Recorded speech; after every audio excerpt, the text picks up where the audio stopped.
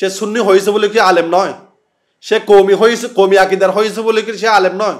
সে আলিয়াপন্থী আলেম হয়েছে বলে কি সে আলেম নয়? তার চাকরি এইভাবে সুন্নি এলাকার মধ্যে কৌমি বা জামাতের চাকরি খাবেন, জামাতপন্থী আলেমদের চাকরি খাবেন, কৌমি বা জামাতপন্থী এলাকার মধ্যে সুন্নিপন্থী আলেমদের আপনি চাকরি খেয়ে ফেলবেন, এটা তো মানা যায় না ভাই। আসসালামু আলাইকুম ওয়া রাহমাতুল্লাহি ওয়া বারাকাতুহু। প্রিয় বন্ধুগণ, আশা করি আপনারা সবাই ভালো আছেন। আমি আল্লাহর রহমতে ভালো আছি। তবে মনটা খুব খারাপ, কেন জানেন? কয়েকদিন যাবত আমাদের পেজে একাধিক মেসেজ আসছে, কওমি এলাকায় সুন্নি আলেমদের চাকরি যাচ্ছে, জামাতপন্থী এলাকায় কওমি আলেম এবং সুন্নি আলেমদের চাকরি যাচ্ছে, এবং কি সুন্নি এলাকায় কওমিপন্থী জামাতপন্থীদের চাকরি যাচ্ছে। এটা শুনে কারো মন ভালো থাকার কথা না। প্রকৃত মোমেন, প্রকৃত মুসলিম যিনি, তার ভালো থাকার কথা না। কেন জানেন? সুন্নি হলো সে একজন আলেম, কওমি হলো সে একজন আলেম, জামাতপন্থী আলিয়াপন্থী আলেম হলো সে একজন আলেম। আমরা তাকে আলেম হিসাবে গণি। যদি সে মসজিদের ভিতরে ইসলাম বিরোধী বক্তব্য না দেয়, সে মসজিদের খতিব হিসাবে তাকে মানতে হবে।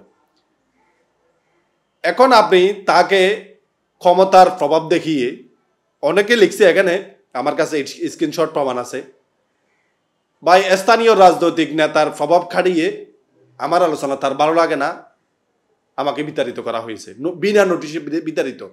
সে একজন সুন্নি আলেম, সে একজন সুন্নি আলেম। তার এলাকাও বলি মাদার বাড়ি।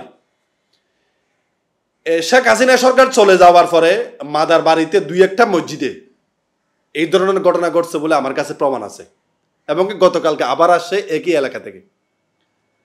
আবার মহেশখালীতে, কক্সবাজার জেলা মহেশখালীতে একই ঘটনা ঘটছে। স্থানীয় নেতার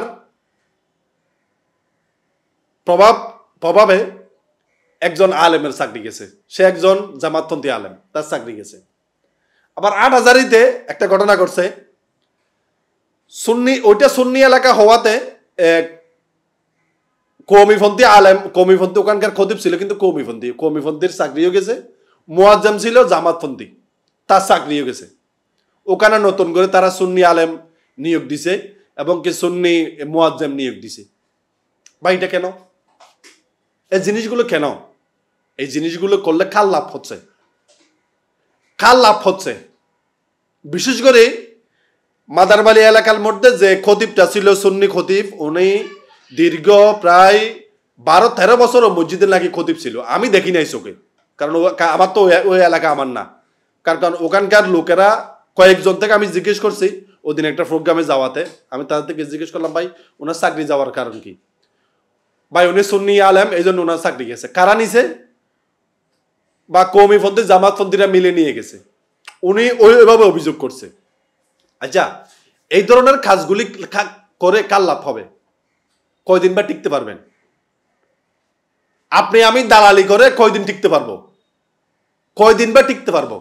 ওনারা আলেম।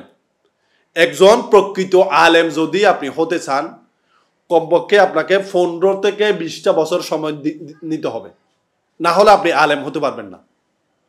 আলেম হবেন, আপনি খতিব হওয়ার যোগ্যতা রাখবেন না।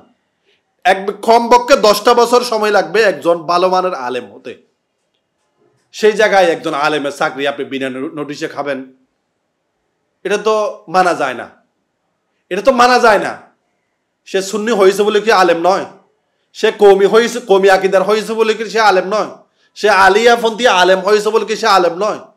তার চাকরি এইভাবে সুন্নি এলাকার মধ্যে কওমি বা জামাতের চাকরি খাবেন, জামাতপন্থী আলেমদের চাকরি খাবেন, কওমি বা জামাতপন্থী এলাকার মধ্যে সুন্নিপন্থী আলেমদের আপনি চাকরি খেয়ে ফেলবেন, এটা তো মানা যায় না ভাই। এটা তো মানা যায় না। কেন? আমরা আলেম ওলামা, আপনারা আলেম ওলামা যারা আছেন, আমি একজন আলেম ফ্যামিলির ছেলে, আমার বড় ভাই আলেম, বদ্রহাট একজন ভালো মানের মসজিদের সে খতিব বা একটা মসজিদের দায়িত্ব পালন করে, তার নাম নিচ্ছি না। তো আমার এই ঘটনা তো আমার ভাইয়ের হতে পারত। আমার ভাই যে এলাকায় চাকরি করে ওইটা জামাত কট্টর সুন্নিপন্থী এলাকা, সুন্নিপন্থী। আলহামদুলিল্লাহ আমার ভাই ওখানে আছে আজকে প্রায় আমার জানা মতো আজকে 20-21 বছর। তার চাকরি নিয়ে কখনো ঝামেলা হয় নাই, আলহামদুলিল্লাহ হয় নাই। তো এইভাবে যদি এক এক সুন্নি এলাকায় জামাতপন্থী আলেমরা চাকরি করতে পারবে না, বা কওমিপন্থী এলাকায় সুন্নিপন্থী আলেম চাকরি করতে পারবে না, বা জামাতপন্থী আলেম চাকরি করতে পারবে না, বা কওমি এলাকায় বা সুন্নি এলাকায় জামাতপন্থী এলাকায় সুন্নিপন্থী আলেম চাকরি করতে পারবে না, এটা তো মানা যায় না। এটা মানা যায় না।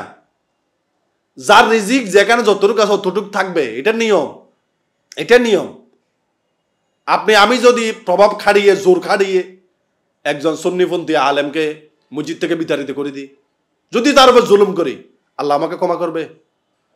আমি যদি একজন প্রভাব খাড়িয়ে জোর খাড়িয়ে কওমিপন্থী বা আলিয়াপন্থী কোনো জামাতপন্থী কোনো আলেমের বা অন্যপন্থী কোনো আলেমের চাকরি যদি আমি খেয়ে ফেলি, আজ না হয় কাল আল্লাহর দরবার আমাকে দাঁড়াতে হবে না? ভাই আমাকে দাঁড়াতে হবে না? অবশ্যই আমাকে দাঁড়াতে হবে। কেন আমরা এই জিনিসগুলো করি? কি কারণে আমরা এই জিনিসগুলো করি? এই পৃথিবীটা কয় দিনের? আজকে মরলে কালকে 2 দিন, চোখটা বন্ধ করেন না। এই ধরনের হিংসা বিদ্বেষ আমরা কেন করি? কেন করি আমরা? আল্লাহর রাস্তায় ভাই এই জিনিসগুলো বন্ধ করুন, আল্লাহর রাস্তায় এই জিনিসগুলো বন্ধ করুন। আমি চাই সুন্নি বলেন, কওমি বলেন, জামাত বলেন, আলিয়া অমুক বলেন, তমুক বলেন, সব আলেমরা মিলেমিশে একই সমাজে বসবাস করি, হিংসা বিদ্বেষ না চড়াই। আপনারা আলেমুলামারা যদি এইভাবে হিংসা বিদ্বেষ চড়ান, সাধারণ মানুষ কোথায় যাবো? আমরা কোথায় যাব? আমরা কার কাছে যাব? আমি যদি এসবগুলা প্রতিবাদ করতে যাই, অনেকে আমাকে সুন্নি ট্যাগ দেয়, জামাত ট্যাগ দেয়, কওমি ট্যাগ দেয়, কওমিদের দালাল ট্যাগ দেয়, অনেক কিছু আমাকে দেয়। ভাই আপনারা দিতে পারবেন, আপনাদের মুখ আছে, গাল আছে, আপনারা দিতে পারবেন, আপনারা দেন, তবে একটা নিয়ে ইনসাফ ভাবে দেন। আমার কথাগুলি প্রথম থেকে শেষ পর্যন্ত শুনুন। আমি কাদের পক্ষে কথা বলি?